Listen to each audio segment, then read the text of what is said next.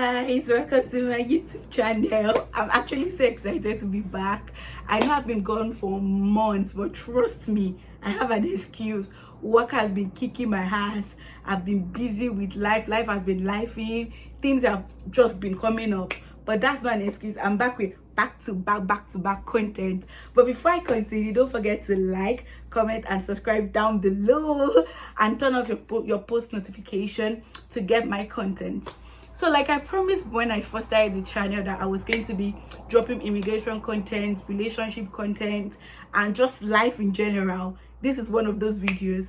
When I moved to 2020, no one told me I was going to become an immigration consultant, because I get nothing less than like 2 messages every week asking, oh, how do we move to Canada, what school, what fees? But trust me, I'm very excited to answer, because I want my friends here, I want my family members here. I just want people close to me to move to Canada. Like, that is my goal, so I'm not complaining. So I'm just going to dive right into this video.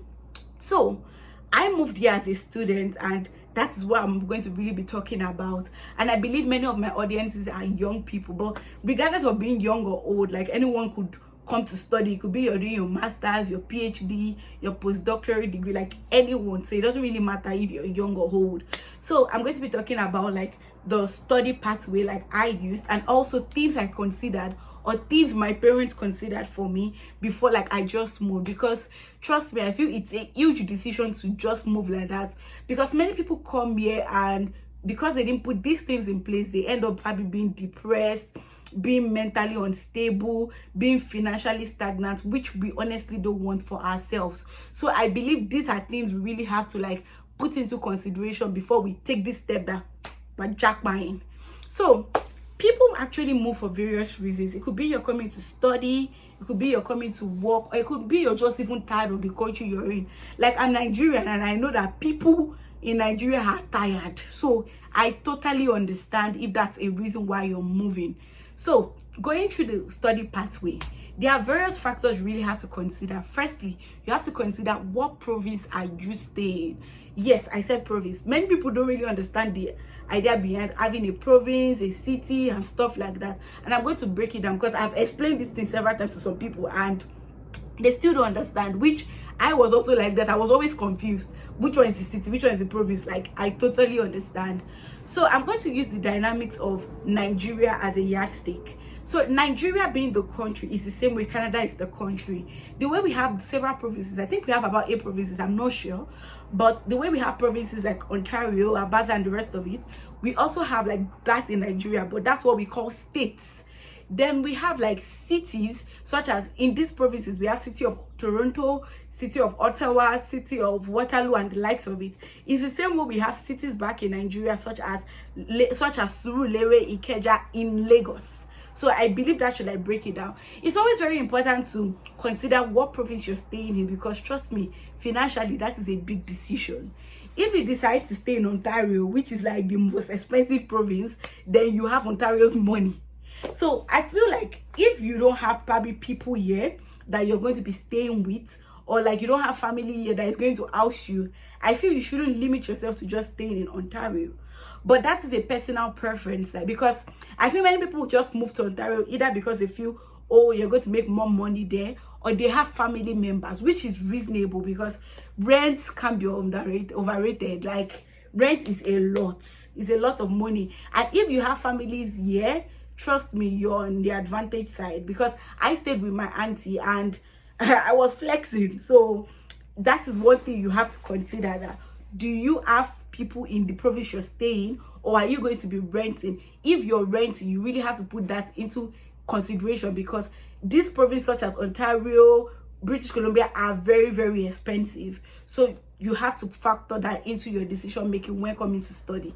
Secondly, you also have to choose what school, and the school you're going to goes along with the province, because you can't stay, for instance, in Ontario and you're schooling in British Columbia. Like, how does it go? Especially now that all classes have resumed back in person. So you really have to consider choosing a school rather that is in the province you're staying, and that you have to consider in a very big way, because These provinces also goes along with how expensive they are. If you're in Ontario, your school is definitely going to be expensive compared to, like, for instance, if you're schooling in Winnipeg.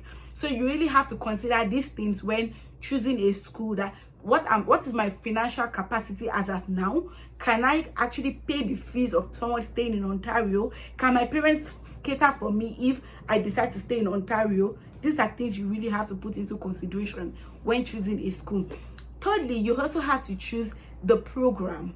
The program you're going for, trust me, plays a very important role, because people stay in this country 6 months, they don't have a job, which definitely, trust me, you don't want it to be your portion, because bills would always be coming. Like, bills never stop. So you have to choose a program that in the end run, like, you're going to get a good job, you're going to get money from it. The main aim and hope of working is definitely to get more. What's the point of going to school if you can't really make money out of whatever you went to study? So you really have to consider this greatly. Trust me, if anyone had told me earlier, I probably would have gone for tech. Many people ask me, why do I say this? Tech, even the, what's it called, the first people that are just like starting their career in tech are making good money. Trust me, when I mean good money, compared to like the law I'm doing. Law is good, they make wonderful money here, but I feel like it takes a longer time to make this money. Whereas like in tech, even a fresher in a new career is making good money. So you really have to like put this into consideration when deciding, oh, this is what I want to study. Don't just study because I feel people like moving from various countries always have this idea that, oh, this, you're going to get a job regardless. Yes, you're going to get a job, but trust me, it might take years, like several years before you get this job. So I would say, like, be very careful when choosing a program. Also, you also have to consider rent. When I moved here, I stayed with my auntie, and that was the best decision in my life that my parents probably made for me, because when I moved, I stayed with my auntie rent free. I was eating good food, like I wasn't stressed. I didn't have to even think of going to work. I never worked all through the time I studied, which is like, I would say it's a flex, because it's not easy for you to move to another country where you don't have people and like flex around, eat free food. Like, it doesn't work like that. So you really have to consider, do you have people where you're moving to? Do you have a means of shelter? Do you have a means of feeding? Because people come here with the whole mindset of, oh, you're going to get a good job. Yes, you're going to get a good job, but it might take a longer time to get it. And the cost of living currently is not beans. Like, it is really expensive now. So you really have to like plan well and plan wisely. Ensure that all these things are put in place. You have someone that will probably house, even if it's a friend that has told you explicitly that, oh, we're going to house you when you come. So you really have to consider this. Another thing you have to consider is your fees. I've talked about this before, but many people also believe that, oh, their scholarships, they don't really need to stress. Don't forget that you're not the only one applying for these scholarships. There are a bunch of people also applying for the same scholarship you are aiming to get. So the competition for this scholarship is a lot. That means you definitely have to have your cash at hand. And this place, they're not going to tell you, oh, we waiver your fee. Like, it doesn't work like that. You're going to pay your fee. And one thing is, in international student fee is a whole lot. Like, if a domestic student is paying 3K, you're probably paying 4 times that.